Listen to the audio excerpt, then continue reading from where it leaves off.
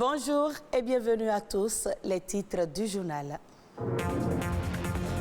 Ils sont de plus en plus nombreux, ces jeunes qui passent des heures avec des écouteurs vissés sur les oreilles. Mais attention, l'utilisation prolongée de ces accessoires peut créer une surdité prématurée, selon les spécialistes. La gastronomie apparaît aujourd'hui comme un atout pour booster le développement économique d'un pays. Mais comment y arriver? Une spécialiste de la gastronomie béninoise nous en parle. Vivre grâce à ses revenus sans être obligé de travailler pour un salaire. C'est le concept d'indépendance financière. De quoi retourne cette notion qui est de plus en plus en vogue? La réponse à suivre.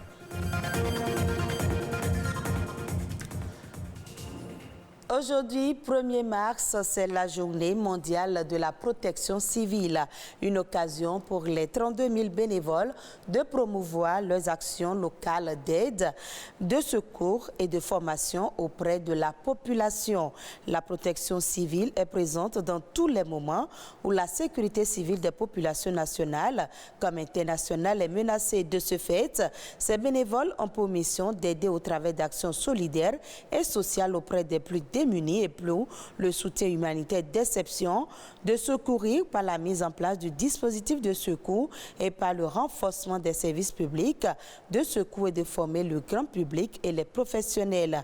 Plus de 130 000 personnes sont formées chaque année aux gestes qui sauvent. La musique adoucit les mœurs, mais beaucoup moins les tympans. Selon certains scientifiques, l'utilisation des écouteurs ou casques pendant environ 20 heures d'écoute par semaine et à hauteur de 85 décibels provoquerait une surdité prématurée. Mais alors, comment préserver la santé de nos oreilles et mieux utiliser les écouteurs ou les casques? La réponse dans ce reportage de Deogracia Somakpo, présenté par Ulvaeus Balogun. Avec l'apparition des téléphones portables, ordinateurs et autres, l'utilisation des écouteurs, casques audio et oreillettes est devenue aujourd'hui une habitude. À moto, en voiture, au service ou à la maison, ces accessoires sont utilisés soit pour communiquer, travailler, écouter de la musique ou visionner un film n'importe où, n'importe quand sans perturber son entourage. Mais son utilisation abusive peut créer un étourdissement chez l'utilisateur. J'ai assisté à une scène. J'étais dans mon véhicule. Et il y a un véhicule devant moi. Et un monsieur est sur sa moto. Il a placé sa casse. Brusquement, l'autre était en train de klaxonner. Brusquement, il s'est retrouvé sur la pare-brise de celui qui est devant moi. On est venu, il était en musique 100%, le volume était très haut. Sans le savoir donc, l'utilisateur s'expose à de nombreux risques. La première chose que les gens commencent à percevoir souvent, c'est des acouphènes. C'est des bourdonnements d'oreilles, c'est des bruits que vous et moi, on n'entend pas, mais lui, il a l'impression qu'il entend un bruit à l'intérieur de son oreille. La gêne aussi peut se manifester par des maux de tête. Les gens ont souvent mal à la tête. La gêne aussi peut aussi se traduire par des conséquences sur le plan cardiovasculaire. Mais il faut savoir que aussi l'usage de l'écouteur, chez certaines personnes, ça peut provoquer une allergie. Il y a des gens qui peuvent réagir aux constituants de l'écouteur. Il y a des gens qui font des eczémas du conduit. Ensuite, il faut savoir que aussi en fonction du mode de fabrication de l'écouteur et de la façon dont on le met dans l'oreille, parfois ces écouteurs peuvent enfoncer les déchets dans les oreilles. Autant de facteurs face auxquels l'Organisation mondiale de la santé déconseille d'utiliser des écouteurs ou un casque plus d'une heure par jour à 85 décibels, soit le niveau sonore d'un cri humain. Lorsque le temps d'exposition est long, lorsque le niveau sonore est élevé, ça peut aller jusqu'à une surdité chez certaines personnes. On sait qu'en général, avec l'âge, nous tous progressivement, notre audition va baisser. Mais de plus en plus, chez les 15 à 45 ans, on commence à avoir des problèmes de surdité qu'on voit à un âge beaucoup plus avancé. Et on pense que c'est l'exposition au bruit et particulièrement l'usage de ces écouteurs qui aggrave ce problème. Pour éviter d'en arriver là, quelques gestes simples sont conseillés. modérer le volume et la durée de l'écoute de la musique, s'offrir des temps de pause auditive au cours de la journée et varier les modes d'écoute en alternant entre écouteurs, casques Bluetooth, enceintes nomades ou directement avec la sortie audio de l'ordinateur. Parlons maintenant gastronomie. Alors que les gouvernements tentent de relancer leur industrie touristique durement touchée par le Covid-19, la gastronomie apparaît aujourd'hui comme un élément important pour le développement durable.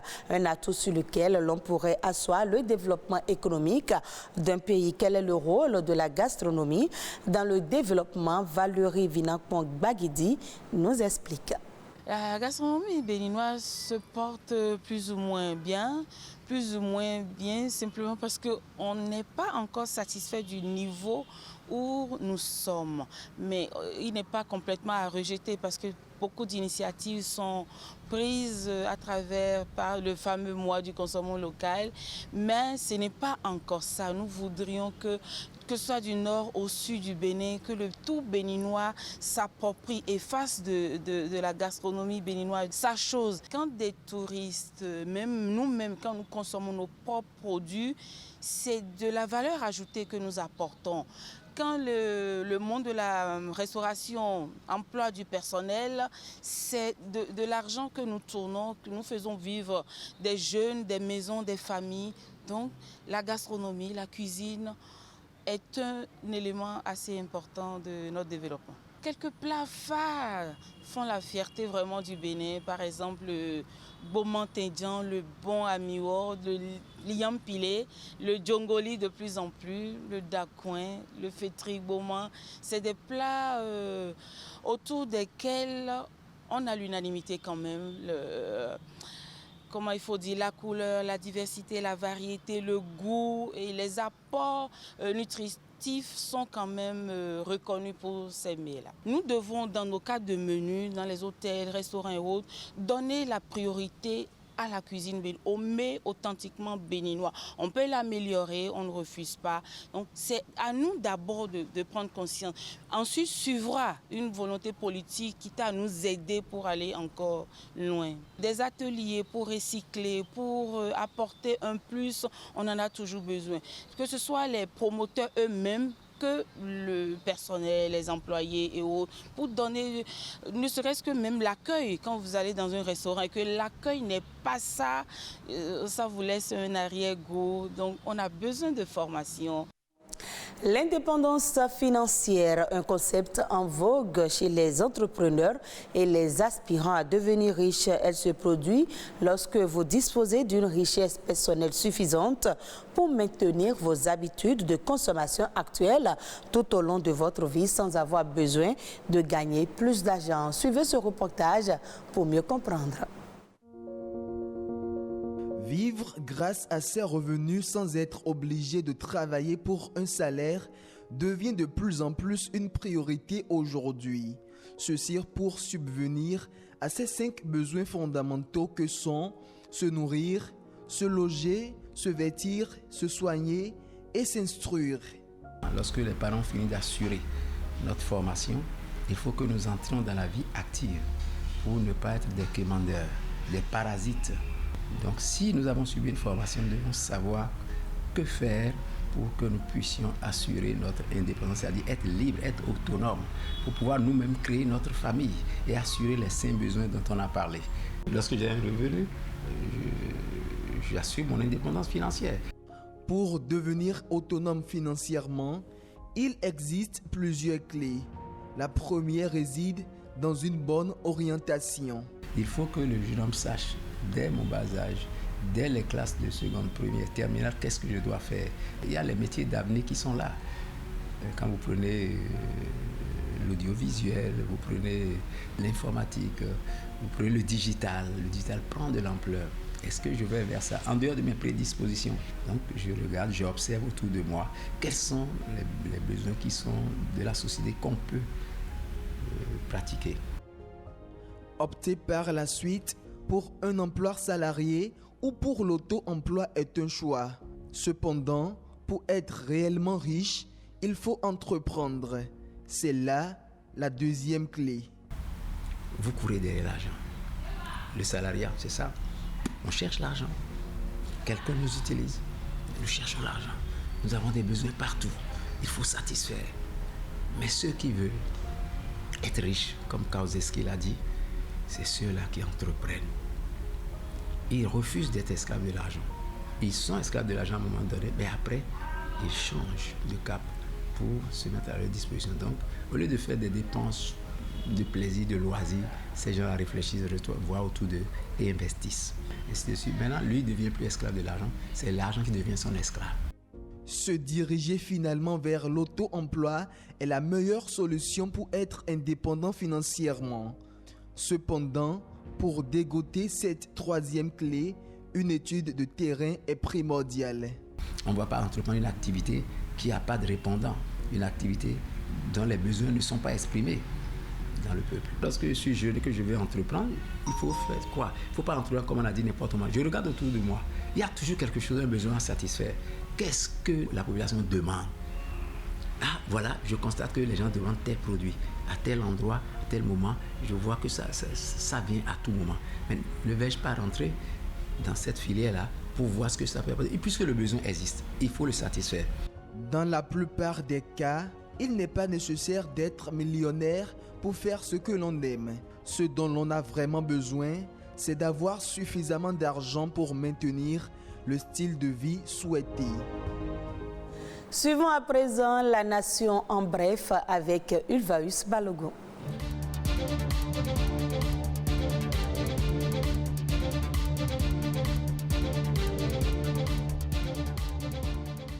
Le Bénin est depuis quelques jours bénéficiaire du projet régional West African Pro Cashew. Le dit projet entend accompagner le gouvernement en contribuant à l'augmentation de la productivité de la filière anacarde.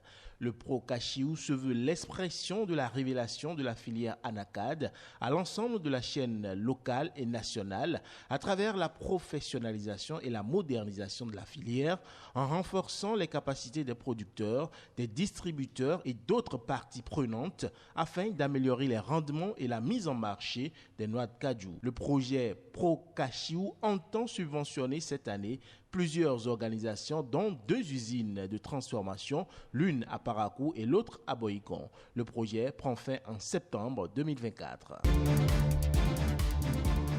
Et dans le cadre du projet de renforcement du potentiel de production et de transformation de l'anacarde, le Bénin et le Brésil ont signé jeudi dernier un accord de partenariat. D'un montant estimé à 832 millions de francs CFA, le projet vise à accroître la production de l'anacarde au Bénin à travers une démarche d'échange et de partage d'expériences entre les deux pays, notamment dans les domaines de la production, de la transformation et de la mise sur le marché de l'anacarde. En tant que 3e pays producteur de l'anacarde en Afrique de l'Ouest, le Bénin, dans le cadre de ce projet, ambitionne d'emblaver 5000 hectares d'ici 3 ou 4 ans. Et dans le cadre du programme d'action du gouvernement sur la période 2021-2026, le Bénin souhaite recourir à la finance carbone pour son industrialisation.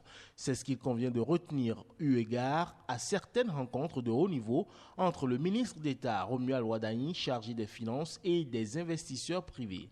La finance carbone est une source de mobilisation des ressources sur la base des projets de décarbonisation à taux compétitif en vue d'un développement durable.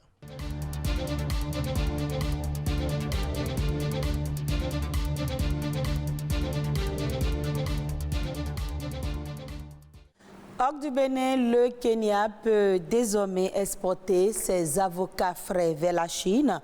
Le gouvernement chinois vient en effet d'autoriser les importations du fruit sous forme fraîche. Jusqu'ici, l'Empire du Milieu n'acceptait que le fruit surgelé afin de minimiser la présence de la mouche des fruits.